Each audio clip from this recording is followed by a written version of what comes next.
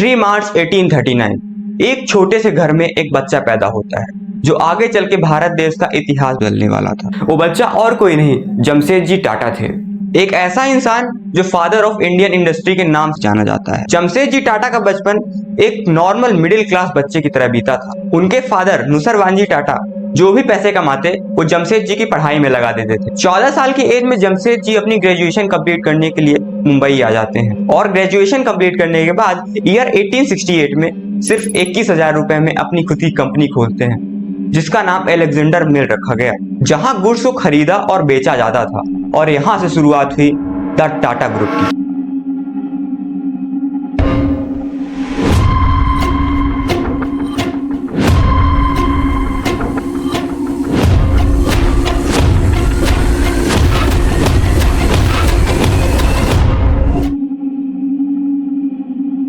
जमशेद जी जानते थे भारत में टेक्सटाइल बिजनेस बहुत प्रॉफिटेबल बिजनेस बन सकता है, इसीलिए 2 साल अलेक्जेंडर मिल को चलाने के बाद उसे अच्छे प्रॉफिट में बेच देते हैं और लंदन चले जाते हैं अपनी टेक्सटाइल बिजनेस की स्टडी करने के लिए। लंदन में जमशेद जी ने टेक्सटाइल बिजनेस पर डीपली स्टडी की और इंडिया वापस आ गए। अब उन्हें अपने नॉलेज को टेक्सटाइल बिजनेस में लगाना था। जमशेद जी जानते थे इंडिया में टेक्सटाइल बिजनेस करने के लिए cotton, transportation and water source की मस्ट नीड होगी, इसीलिए उन्होंने नागपुर को चुना और 1877 में उन्होंने अपनी नई कंपनी खोली इम्प्रेस मिल के नाम से। इम्प्रेस मिल बहुत अच्छे से ग्रो तो कर रहा था, लेकिन धीरे धीरे एक दिक्कत आने लगी। मिल के वर्कर्स बिना बात के छुट्टियां लेने लगे और बहुत आलसी हो गए थे। तब जमशेद जी ने वर्कर्स के लिए एक स्कीम लाई, जनरल प्रोविडेंट फंड स्कीम। इस स्कीम के थ्रू रिटायरमेंट के बाद वर्कर्स को पेंशन मिलने वाली थी। इसके अलावा इंश्योरेंस और वर्कर्स को इंगेज रखने के लिए family days and sports day रखा गया, जहां वर्कर्स अपनी फैमिली को लाकर एंजॉय कर सकते थे, जिससे इम्प्रेस मिल की और भी ज्यादा ग्रोथ हुई।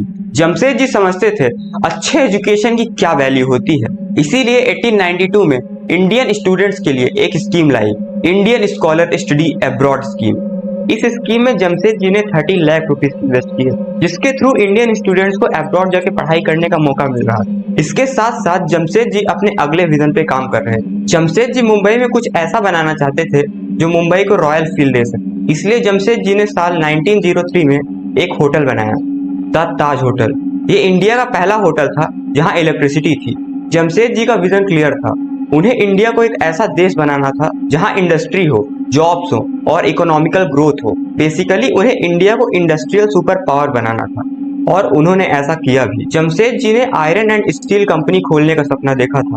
उन्होंने एक ऐसे इंस्टीट्यूट का सपना देखा था जो साइंस पर डीप रिसर्च कर सके और एक हाइड्रोलिक प्लांट का सपना देखा था।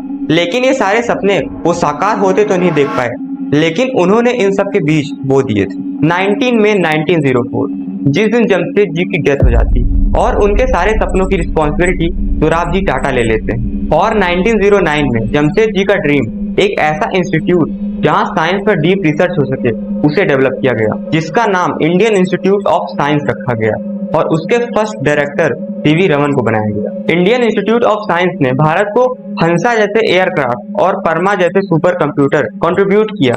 आत्मनिर्भर भारत का पहला नेक्स्ट जनरेशन हंसा ट्रेनिंग एयरक्राफ्ट आज बेंगलुरु में रोल आउट हुआ है। सोराबजी जमशेद जी के सारे सपनों को साकार करना चाहते थे, इसलिए 1910 में India first hydraulic plant establish किया, जहां पर वाटरफॉल्स और आर्टिफिशियल लेक्स के थ्रू इलेक्ट्रिसिटी जनरेट की जानी थी। उसी इलेक्ट्रिसिटी का फायदा इंडियन पब्लिक को हुआ। इंडियन पब्लिक को अफोर्डेबल प्राइस पर इलेक्ट्रिसिटी मिलने लगी। बहुत से मुंबई की इंडस्ट्रीज को हाइड्रोलिक प्लांट का फायदा मिला और इसी कंपनी को आज टाटा पावर के नाम से जाना जाता है। उसके बाद ईयर 1907 में एक और कंपनी शुरू की, Tata iron and steel company. Sorabji company को इनिशियली बूस्ट देने के लिए 23 करोड़ का आईपीओ अनाउंस करते हैं और स्वदेशी मूवमेंट के कारण इसमें बहुत से लोगों ने इन्वेस्ट किया और 5 साल के बाद 1912 में टिस्को ने अपना पहला स्टील प्रोड्यूस किया। धीरे धीरे टिस्को ग्रो ही कर रहा था कि तभी वर्ल्ड वॉर 2 स्टार्ट हो जाती है और ब्रिटिशर्स को heavy truck, railway lines, tanks को बनाने के लिए स्टील की जरूरत पड़ती है। तब टिस्को ने दिन रात मेहनत करके स्टील प्रोड्यूस किया और ब्रिटिशर्स की रिक्वायरमेंट को फुलफिल किया, जिससे टिस्को को ग्रोथ के साथ साथ बहुत नाम भी मिला। टिस्को की स्टील की क्वालिटी इतनी अच्छी थी कि उनके ट्रक्स और टैंक्स पर बॉम्ब गिराने से भी कुछ फर्क नहीं पड़ रहा था। टाटा बिजनेस बहुत तेजी से ग्रो कर रहा था, लेकिन तभी एक शॉकिंग न्यूज पता चलती है। दोराबजी टाटा की 1992 में डेथ हो जाती है और उसके बाद टाटा ग्रुप के नए चेयरमैन बनते हैं जे.आर.डी. टाटा। जे.आर.डी. टाटा को एविएशन में बहुत इंटरेस्ट था। वो एक ऐसी फ्लाइट बनाना चाहते थे जो इंडिया को पंख दे सके, और उनके इस विजन को पूरा करने के लिए उन्होंने टाटा एविएशन सर्विस नाम से एक कंपनी खोली और उसकी पहली फ्लाइट कराची से बॉम्बे जे.आर.डी. टाटा ने खुद उड़ाई और वहां से एयर इंडिया की शुरुआत हुई। जे.आर.डी. टाटा ने जमशेदजी के नेशन बिल्डिंग के सपने को आगे बढ़ाया और टाटा ग्रुप को Tata chemicals, Tata Motors, Tata T जैसी इंडस्ट्रीज में डाइवर्सिफाई कर दिया। ये सारी कंपनी जे.आर.डी. टाटा ने रिस्क लेकर खोली थी, लेकिन आज ये सारी कंपनी बहुत ज्यादा सक्सेस हो चुकी है। जे.आर.डी. टाटा का मानना था कि हम रिस्क लेने से ही आगे बढ़े। जे.आर.डी. टाटा ने टाटा ग्रुप को 1991 तक संभाला और उसके बाद चेयरमैन की कुर्सी रतन टाटा को दे दी जाती। रतन टाटा को लोग बोलते थे ये सूट बूट वाला ट्रक्स और स्टील के बिजनेस को कैसे संभालेगा, लेकिन रतन टाटा ने अपने अंकल जे.आर.डी. टाटा से जो भी सीखा था वो सब टाटा ग्रुप में लगा दिया और टाटा ग्रुप को ग्लोबल सुपरस्टार बना दिया। 1990s की शुरुआत में जब इंडिया लिबरलाइज हो रहा था, तब रतन टाटा ने टाटा ग्रुप में बड़े चेंजेस किए। उन्होंने 20 से ज्यादा लॉस मेकिंग कंपनीज को बेच दिया और उन्होंने कहा अगर हम चेंज नहीं होंगे तो हम खत्म हो जाएंगे। उनके इस थॉट ने टाटा ग्रुप को ग्रो करने में हेल्प की और रतन टाटा को एक आइडिया आता है। रतन टाटा मिडिल क्लास के लिए एक ऐसी कार बनाना चाहते थे जो अफोर्डेबल हो, परफॉर्मेंस दे सके और माइलेज भी दे सके। 1995 में अपने इस गोल को अचीव करने के लिए रतन टाटा ने एक मैन्युफैक्चरिंग प्लांट खोला। कार को बनाने में रतन टाटा ने अपना खुद कंट्रीब्यूशन किया। कार की डिजाइन, कार की मैन्युफैक्चरिंग में डिटेल में काम किया गया और 1998 में जाके ये कार लॉन्च हुई। ये कार टोटली इंडियन मैन्युफैक्चर्ड थी, इसलिए इसका नाम इंडिका रखा गया। इंडिया से इंड और कार से का, टाटा इंडिका।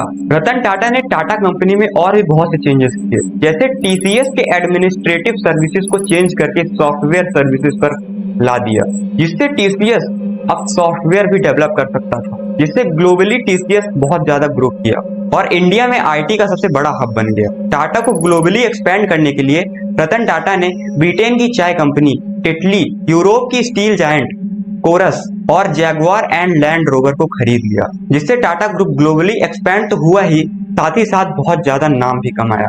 रतन टाटा ने टाटा नैनो की फेलियर से लेकर टाटा मोटर्स की सक्सेस को देखा है, इसीलिए टाटा ग्रुप आज इतना बड़ा बन चुका है।